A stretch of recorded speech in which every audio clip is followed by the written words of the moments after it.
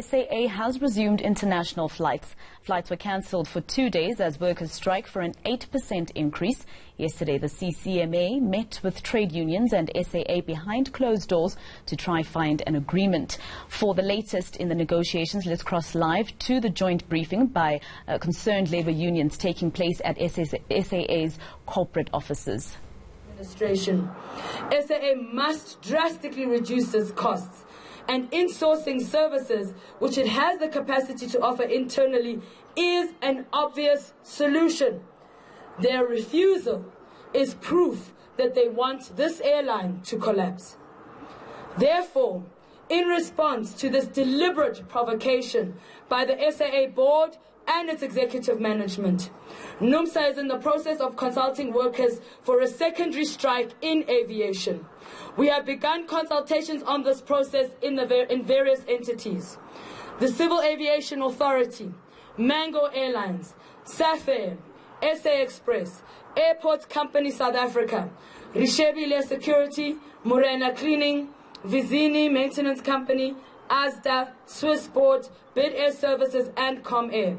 We are also consulting airline companies such as Air Chefs, Food Direction, LSG Sky Chefs and Dinata.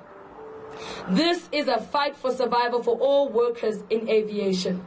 We are fighting against retrenchment, corruption and privatization.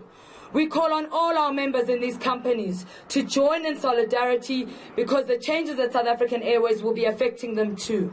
The airline can and must be saved in order to preserve jobs along the value chain. SAA Group provides a number of services to various airlines. Some of these services include technical and maintenance support, airline catering, cargo and other related services. If the airline is privatized, then all workers in these companies will also be affected in one way or another. We will not allow this corrupt board and senior executive management to destroy the airline through corrupt contracts. This secondary strike will have the impact of shutting down the entire aviation sector.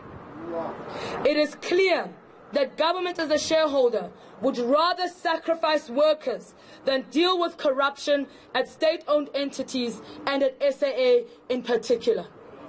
We will shut down aviation. We don't make this threat lightly. We know very well what's at stake, but we have no choice, because we have been forced into this corner by an executive and a board that simply does not care.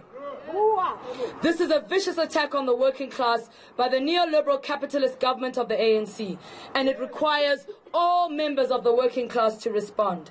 All of these SOEs can be saved because they're strategic entities which employ thousands of people. It is only because of deliberate mismanagement that they have been brought to the brink of collapse. We also condemn, with the contempt it deserves, the statement by SAA board chairperson Thandeka Mgoduso. She's proven herself to be corrupt with a dodgy tender which was given to 21st Century, which she was instrumental in negotiating. The tender did not go through proper procurement processes, and it is another example of wasteful expenditure. Mgoduso and the rest of the board are only interested in lining their pockets at the expense of the airline. The demand for insourcing, which is part of the reason we're on strike, is to guarantee that the airline survives. Mgoduso and the board have been parasites, sucking the lifeblood of the airline by approving dodgy, inflated contracts. Down with Mgoduso, down! Down with the board, down! There are many areas where SAA can save millions per annum on services, but it's being looted from within by Mgoduso and her cronies in the board. She has the audacity to say that workers are responsible for the collapse of SAA. We reject this with the contempt it deserves. Workers did not take the reckless decision to cancel flights for 3 days at a cost of 52 million rand per day to the airline. That decision was taken by her and her corrupt cronies. If they were honest, there would be no debate regarding insourcing, because this has been part of SAA's turnaround strategy since 2015.